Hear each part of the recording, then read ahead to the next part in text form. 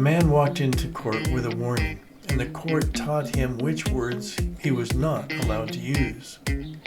Welcome to In Chambers with the Reader's Court. I'm your host, Mark Bertrand, and this podcast is where we step inside and expose what power took away from humanity. This is case 006, fake urgency versus real tension.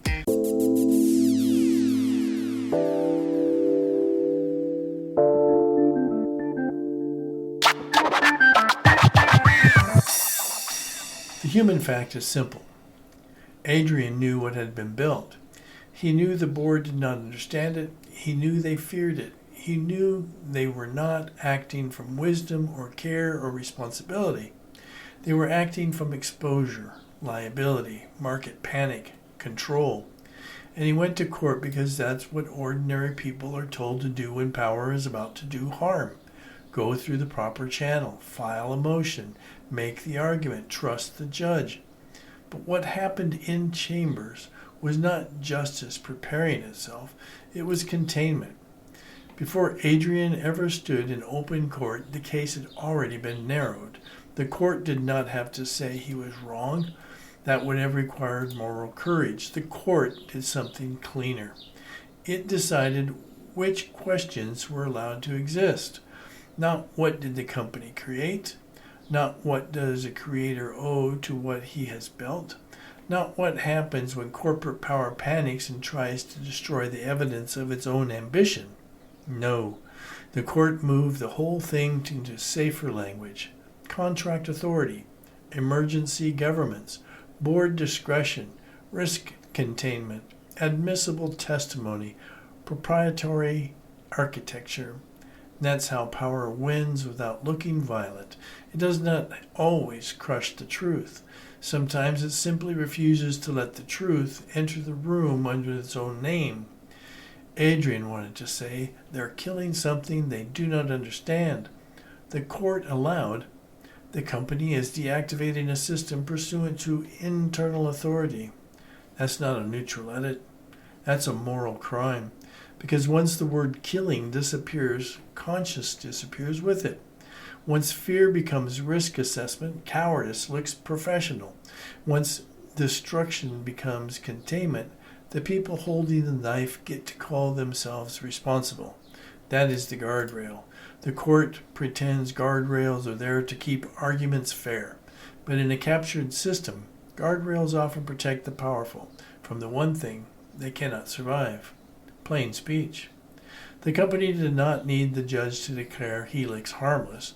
The company only needed the judge to make Adrian sound inadmissible, too emotional, too speculative, too philosophical, too human. And that is the trick beneath the case. Power reframed a moral emergency as a procedural dispute. It took a human warning and turned it into a filing problem. It took a man who understood the danger and made him speak in terms designed by people who wanted the danger buried. That is how courts protect wealth. Not always with a dramatic ruling. Not always with corruption that looks like a big bag of money in a parking garage. Sometimes the corruption is intellectual, professional, credentially, polite. A judge does not have to say, I serve the board. He only has to say, this court is limited to the question before it, and then he decides what that question is. That is the whole game. The guardrails shaped the outcome because the guardrails shaped reality. Adrian could not argue motive unless the company had produced records providing motive. The company controlled the records. He could not explain consciousness because the court treated consciousness as prejudice. He could not talk about moral duty because the contract did not recognize moral duty. He could not ask the court to stop something monstrous because the court had already translated monstrosity into management discretion. So by the time the hearing began, the living case was gone. What remained was a legal object, clean, narrow, dead enough to handle. And everyone in that courtroom could pretend the judge had been restrained. That is the word they love, restrained. But restraint in the face of institutional harm is not a virtue. It's a collaboration with whoever benefits from delay, complexity, and silence. The wealth mechanism here is legitimacy.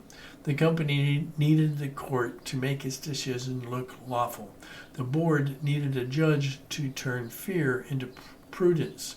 Investors needed the opinion to say stability had been preserved, and the court gave them all of that. Not because Adrian failed to warn them, but because the warning was not allowed to matter. That is what happened in Chambers. The court did not search for the right thing to do. It searched for the safest reason not to do it. And once that reason was found, the outcome was already written. A man walked into the court with a warning. The court took away his words. The stories are fiction. The systems are real. Read the whole case and file your verdict at markbertrand.substack.com. And the question remains, when power changes the language so harm can no longer be named, what is the right thing to do?